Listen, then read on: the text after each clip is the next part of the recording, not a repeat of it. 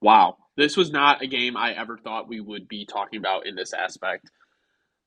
The Jets come out on top versus Philly. The Eagles fell short, and I guess this is my thing is okay. Remember earlier this year how we talked about how like the Eagles don't have that like continuity and fluidity that we felt last year. Do you think the Eagles get exposed against elite teams or elite units when they can't put it all together?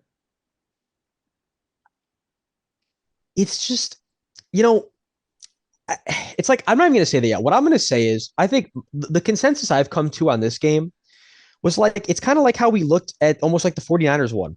Is it's like minus the fact that I would say the Eagles were playing at much better health, near full health. So it's different, but you got the same in the sense of like the team is playing good and they just played a bad game. I don't think it's necessarily indicative of too much of the future. I think there's still going to be a good team a really good team that's going to win most of their games. And they fell really flat this game. But again, the reality situation is it's like they also beat themselves, which is a good thing to be in versus they didn't let the Jets beat them. I mean, they beat themselves.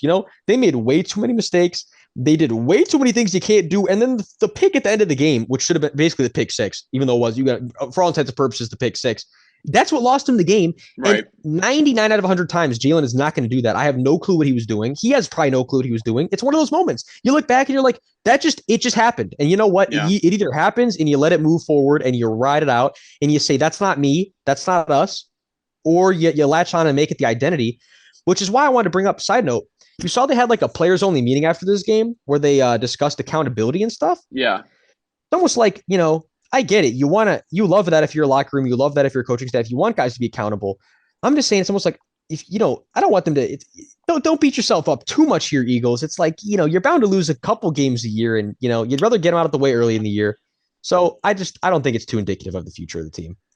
I agree. Can you hear me okay? Does it sound the same? No, yeah, you sound fine. Okay, one of my AirPods died, so I just want to make sure. But yeah, no, I think this honestly says more about the Jets.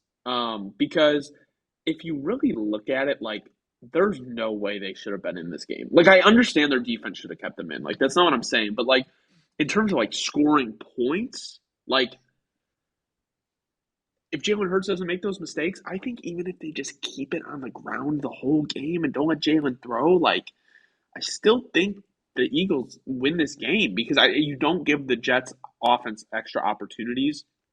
And like during the game, when Brees scored that touchdown at the end, and the announcers were like, "Oh, someone's got to tell him you got to slide." In my opinion, I don't even think with all that time on the clock, the Eagles were winning. Like the Jets' defense was so dominant this game. It's like Brees Hall, Garrett Wilson showed out when they need to. Zach Wilson didn't turn the ball over. Like the Jets did everything right in order to win against an elite opponent like this, and it shows like how good the Jets defense was.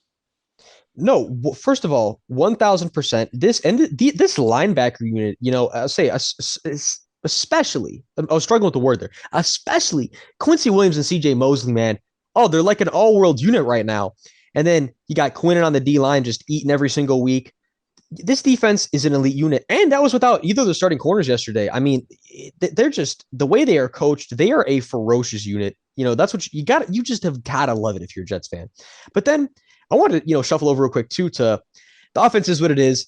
I love that Zach's hanging in there doing his thing. I'm not going to talk too much about the offense because the reality situation is we know what the Jets offense is, right? There's not too much to talk about until A-Rod comes back.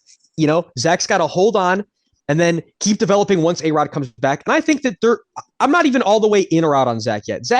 He's still a mystery. He still needs more time to sit, but I like the growth that I'm seeing. I still don't think that he's made like a jump. You get what I'm saying. Zach's in weird territory. We know exactly what the Jets offense is, irregardless. I'm not gonna say too much about them. What I wanted to say is back to the thing about the announcers and the Jets scoring at the end of the game.